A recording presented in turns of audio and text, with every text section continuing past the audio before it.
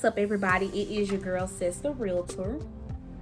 And I'm coming here today to expand a little bit on the Section 8 voucher video that I did like a week ago. It was like via my Facebook and IG stories. And somebody was like, why you always doing your like talks through the stories? Like, I can't go back and watch them. Like, I need it, you know. We be trying to hear you. So I'm like, okay, so let me go ahead and make a YouTube video. It's gonna be short and sweet. Okay, so basically here in the Dallas area and also across the United States, you have what we call public housing assistance.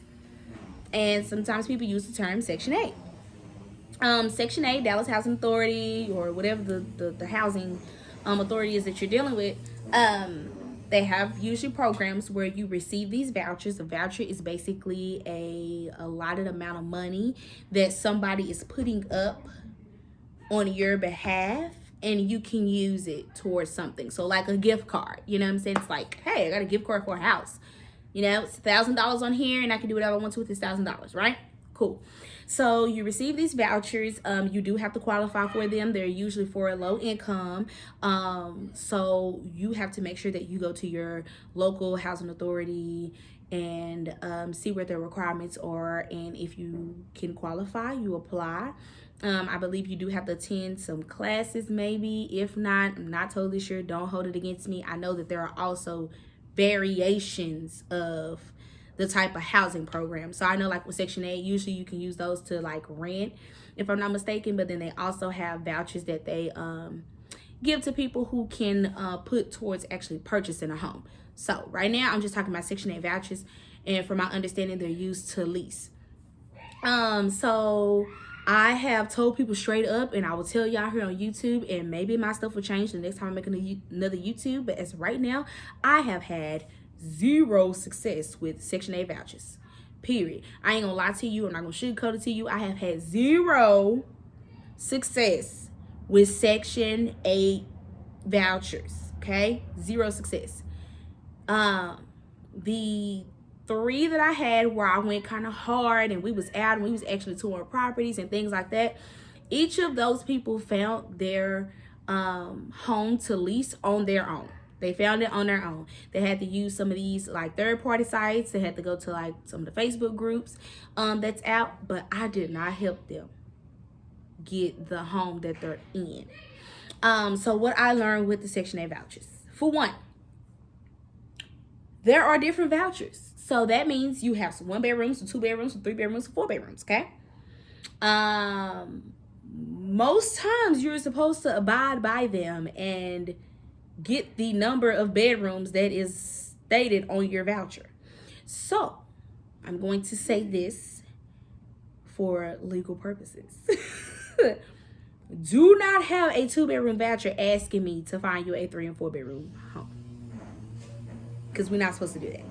Now, also with the vouchers, your amount varies per zip code. So when you're working with a realtor and you're telling them, hey, do y'all work with people with vouchers? I need some help. I need to find a home. Okay, well, baby, you got to tell me a little bit more about your voucher, please, because I know all vouchers are not the same. So be specific. Make sure you tell the realtor the zip code or codes that you're interested in. Try to already have outline for them or write it out to them the amount that is allotted for that zip code. Then also be clear about what your voucher is. Say how many bedrooms your voucher is for, so that y'all are not looking all over the place sending you homes that you know you cannot get. Nobody wants to go and tour homes and then we get to talking to your caseworker and then they're like, oh baby, they can't get this. So please make sure that you understand what is offered to you and know that everything is different. You may have a home girl or a homeboy who got a house with a Section 8 voucher, and I'm talking about it's big, it's popping. You like, baby, they got a game room and everything. Okay, first of all, when did they get that? If they've been in there for a few years, the market has changed. I know we talk about the housing market, like as far as purchasing and buying. The market has changed for leasing as well, okay? It's changed. You have to understand, where there is low supply, the demand is high. So if a landlord who is truly about their change is paying attention to our market, they're like, hey, it's a lot of people who losing out on these multiple offers. Soon they're about to get tired and they're going to need somewhere to rent. So you have to understand that the amount of homes that was probably once available and accepting Section 8 vouchers, they may be deciding like, all right, I'm going to kind of cut back on this because I can get more money for less, what am I trying to say, like the spotlight isn't on me as much. Okay, so with the Section 8 vouchers, once you find the home that you're interested in and it meets the criteria, you have to set up an inspection, right? So now we are in a market where people are literally buying homes for hundreds of thousands of dollars, and they are waiving inspections. Okay, so if somebody's leasing and they're like, okay, I want $2,800 for this house, right? All right, I'm gonna accept Section 8. Hey, y'all gotta come in here and do an inspection. Well, I got this other person over here who need the lease, and most times when people lease, they do not pay for an outside inspection. Like, nobody's leasing and saying, oh, y'all gonna pay $500 for an inspection. I mean, you got some, but not most. So in their mind, they're like, okay, well, do I go with Section 8 where I know I'm gonna get the money from the government, or do I go with these people, whereas I know they're not gonna ask me, to make sure everything is up the code. I could kind of just show them, the little paper, whatever that we get from the city or the ordinance, and just kind of be like, oh, this is good. Whereas if you have an inspector come in, they're gonna truly inspect, and they're gonna be requiring me to fix stuff, and I really don't feel like fixing a whole bunch of stuff. So I'm gonna go with this person over here because I don't have to do as much. I don't have to prove myself as much as I have to do with the Section 8. Also with the Section 8 vouchers, the landlords, they have paperwork that they have to fill out. So a lot of them are starting to be like, I don't want to fill out all this paperwork, which is understandable, So I just want you guys to keep that in mind when you are considering, hey, I want to work with a realtor. Oh, I got a realtor and I wasn't really getting much help. They weren't finding me nothing. You cannot compare what somebody else has gotten or gone through to what you're about to go through, because like I said, the market has changed. So it's not just affecting those who are purchasing and those who are selling, it's also affecting those who are leasing. Also, our rent amounts are starting to go up because these landlords know that these people need somewhere to stay. When you losing out on these offers but your new job done moved here, you gotta have somewhere to stay. So you're gonna end up renting probably, even if it's for just 6 months. So, and then also like the way that our market and our city is moving, Dallas itself is booming. Like, we got a lot of jobs here now, y'all. The little nightlife stuff like that picking up, restaurants and stuff starting to move here. So, with that comes a higher cost of living, unfortunately. So, Texas, we used to be in calm, cool, collected. Dallas is kind of picking up, kind of getting up there with little Houston. They all kind of picking up. San Antonio, y'all kind of picking up now. People trying to get down here. They trying to get some land and stuff. So it's just causing some things to rise. So that means it's a rise in rent prices, unfortunately. Not saying that I agree, but it is what it is. So you guys have to keep that in mind when you are dealing with these Section 8 vouchers. You're just not going to have a big pool of homes that may be available to you. So like, it's a shortage on homes that are accepting Section 8 vouchers, period. So you may have to end up going to a townhome. You may have to end up going back to an apartment. And that's okay. That's okay. I can't say what's going to change. I can't say what the future is going to be like. I could just say, well, right now it's like. So, again, with the Section 8 vouchers, remember, every voucher is not the same. It does depend on the city. So, every city don't offer the same amount for every zip code. And each zip code gets something different. And you have to understand that your zip code that you may really want to be in may not have any homes right now available that are accepting Section 8 vouchers. And understand that what you see other people go through and other people get, you cannot compare to you. So please don't try to down your realtor or get on Facebook and stuff talking about, oh, I need a realtor that's going to really help me or whatever because I ain't finding me nothing. I'm going to tell you again. I have a 0%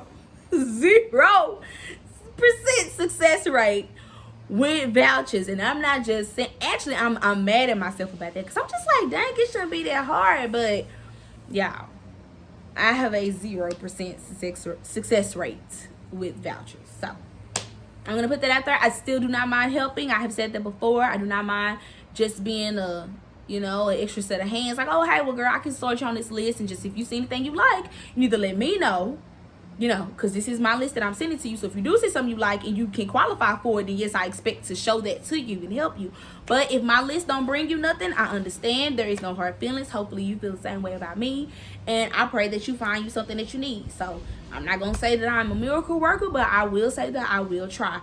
And you have to just now get to a point where you just got to ask around. And unfortunately, I do not know many people who are on that side, like who are landlords, who have rental properties. I'm trying to build my network. So I will say sometimes you gotta get out here and you gotta ask. That's why I always tell people, are you a part of the Facebook group on Facebook? The Section 8, I think it's like Section 8 Dallas Housing Facebook or something group.